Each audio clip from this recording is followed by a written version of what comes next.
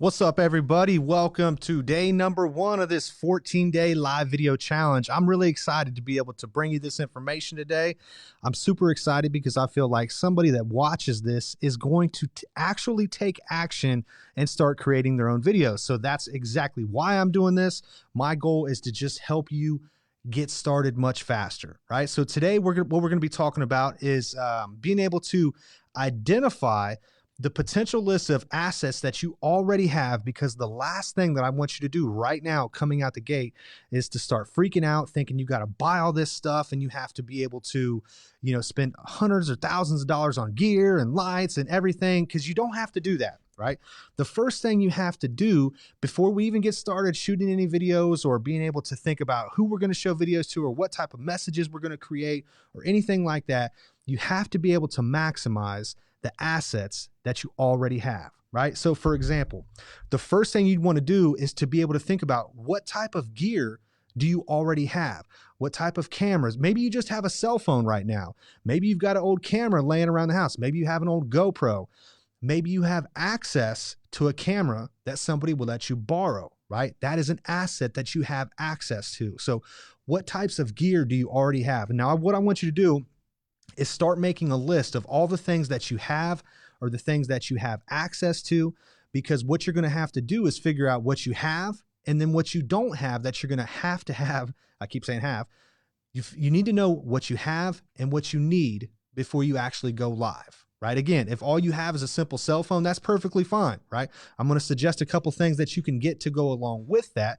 But if that's where you're starting at right now, that is perfectly fine. So first thing you want to do is identify what resources do you have access to? Do you even have a camera? Do you have any types of microphones? Do you have any types of lights in your house? So for example, I would almost bet everybody has a lamp in their house, right? Maybe you don't even live, maybe you live with your grandma or something, but maybe your grandma has a lamp that you can borrow, that you can set up in a space to help yourself look better on camera. One of the things that has separated me from other people who create videos is just how the lighting looks in here, right? I've got a nice light on me. I got a couple backlights on me. Yeah, they cost a little bit of money, but the thing is that the light that's beaming on me right now would look the same if I was sitting next to a window, right? The lights that are behind me would look exactly the same if I had LED lights behind me, right? So you don't have to overwhelm yourself with real expensive stuff. Just use whatever you have, right? The next thing you have to evaluate is what space do you have, right? If you have a bedroom, that is an asset. If you have an office in your house, that is an asset. If you have a room in your school or a room in your church or a room at your employer's office, like that is an asset that you could have access to, that's going to help you be able to have a dedicated space that where you can create content and you can actually start your journey. So what I want you to be thinking about is the assets that you already have, because like I said, before you start buying anything, it's so important that you maximize what you already have access to, because one thing that you'll quickly learn is that once you start buying stuff for a studio or, any type of filming gear, lights, microphone, it's a never ending journey, right? You will never, literally, I just bought 2 more microphones. I don't even need them. I wanted them, right? I just want to know what they sound like. So I bought them just to be able to check them out. But whatever you have right now to get started out with is what you need to know, right? So you're also, depending on what type of setup you want to have, you're going to need access to a computer, preferably a laptop. A desktop would work just fine, but you need to be able to have access to this computer. That way you can use it when you want to go live, when you want to create your content. And another tool you're going to need is you're going to need some type of internet. You can actually do your own research to figure out what types of internet speed you already have and compare that to what types of internet speed is recommended for when you actually go live. And a simple Google search will tell you exactly what you need to know. You can Google internet speed tests and it'll tell you exactly how fast your internet speed is. So for example, when I first moved into my studio where I am right now, we got internet hooked up. And I called them and we were like, yeah, we need the fastest internet you got. So they came and hooked it up. And I'm super excited because I'm getting all my gear down here. And I went to go live and I'm like, man, this internet sucks. This stuff is so slow. It doesn't even work at all.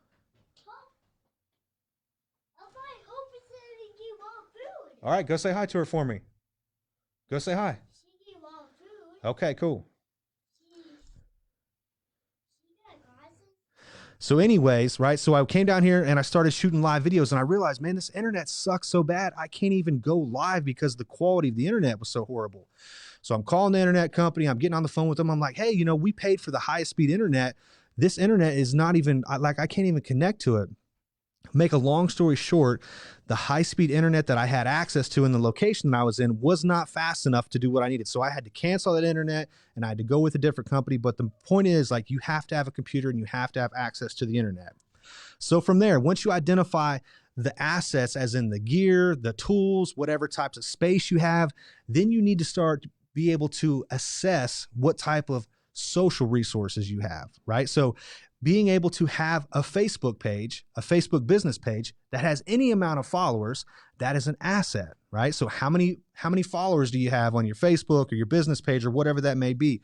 Maybe you're big on Instagram or maybe you have a YouTube following, but one thing I've learned about most businesses is that they have an email list that they're not even tapping into. So for example, let's say you have an email list of 1,000 people who have bought from you before, or you have 1,000 people who have donated to you before if you're a nonprofit, or you have 1,000 people who have engaged with your services at one point before, right? These are potential people. Let's say you start creating content. It's very easy to start getting a lot of eyeballs on your content when you start letting people know that it exists. So for example, let's say you create a live video or you start a live podcast or you start some type of content.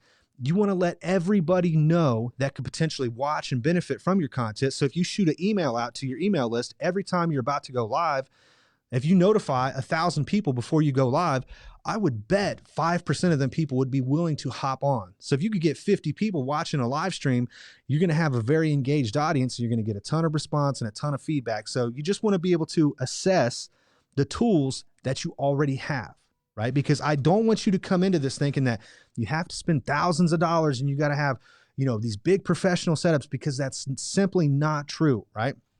I'm going to be diving in tomorrow, showing you a little bit more of the breakdown of what I use and how I use it and some resources that I recommend.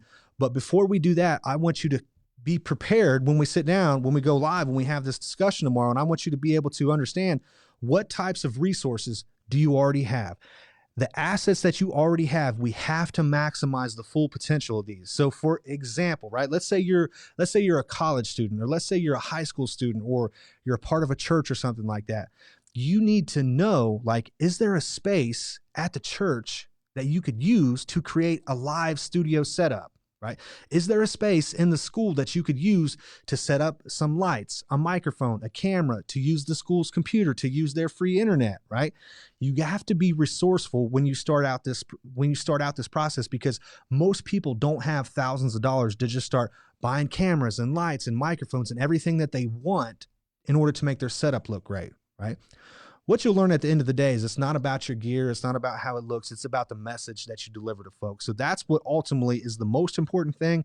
But of course, you want to do everything you can to make it look good as well. So be prepared with a list. Write down everything that you have access to: your cameras, your microphones, your lights, your setup. You're going to need a table. You're going to need chairs. You're going to need space, right?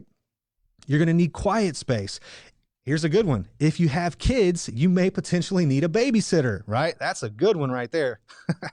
But because I don't want you to come into this and be blindsided, like, oh man, I have all these good ideas of content that I want to create, but I don't have a camera to do it, or I don't have a space to do it. Like, before we even get to any of the content or like targeting audiences and all that stuff that goes along with this that we're going to be diving into, like, we have to have a dedicated space, right? We have to know when we can use that dedicated space. We have to have access to all the tools that we're going to need. And if we don't, that's the point where we need to start figuring out what type of financial resources do we have available that we could dump into our production setup, right? So, if you're somebody who's got a couple $1,000s to burn and a couple $1,000s to invest in a studio, like, you're going to do well, right? But if you're somebody who's like, man, I really want to do this, but like, all I have is this camera and I don't know what to do with it or how it works, like, just know that we're going to get there, right? We're going to be talking about that. So just to wrap up here in final thoughts here, have a list of the gear that you have. You need access to a space, whether that's in your home or your parents' home or your grandma's home or your office or your garage. Like, I've seen people have studio set up in their garage before.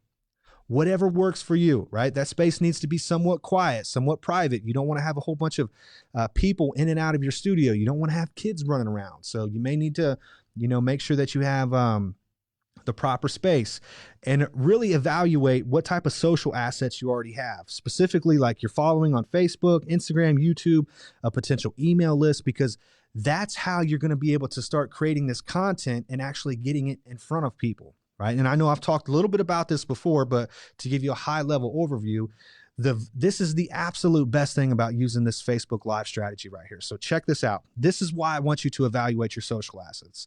Let's say we go live, right? And I've been live for 11 minutes now. Let's say you go live and you shoot a 7-minute live video and you're talking about a topic, right? It's very easy for you to take that live video that's already live streamed on Facebook and upload it to YouTube or upload it to LinkedIn, or to break it down into mini 30, 60-second clips and put it on YouTube. Like, you can do that with your iPhone. There's no excuses whatsoever. You could take that video, you could shoot that link out to an email list of however many people that you've ever interacted with. You could show it to all those people. You can pay to get that audio recording transcribed for like $1 a minute, and it's 99% accurate. I'll show you how to do that as well. But you could take this one video and make 4, 5, 6, 7, 10 different pieces of content and put it out everywhere. And if you're willing to do that on a consistent basis, you are going to build a live setup. You're going to have a live podcast. You're going to have content that people engage with. People are going to know you exist. And here's the best part. Whoever your competition is, right? This is you. This is them. Right? And I don't know about you, but that is my goal. I want to separate myself from my competition, and I want to be able to add the highest value content to anybody who's willing to listen to me. So that's it, folks. Check this out. You have to maximize what you already have before you even spend a dime. You do not want to waste any money. You do not want to spend money that you don't have to. And here's the thing. I know that. So here's my call to action for you folks. I know there's going to be some people who watch this who are like, Eric, I want to do this, but I don't want to invest the money into it, right?